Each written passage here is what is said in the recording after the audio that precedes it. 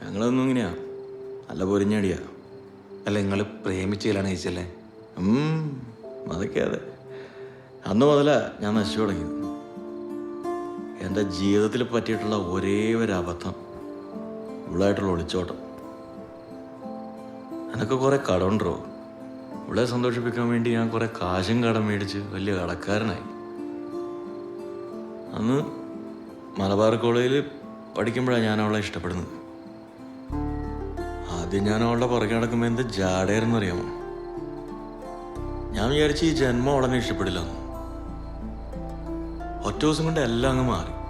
ഓക്കെന്നോട് ഭയങ്കര പ്രേമം. ഇത് എൻ്റെ മാത്രം അനുഭവം ആയിരിക്കില്ല. മിക്കവാറും പ്രേമിച്ച് കല്യാണം കഴിച്ച എല്ലാവരും അവസ്ഥ ഇത് തന്നെയായിരിക്കും. ഏത് വിഷയം ഇടുന്ന് ഇറങ്ങേണ്ടി വരുള്ളൂ. 5-8 മാസമായി വാടക കൊടുത്തിട്ട്.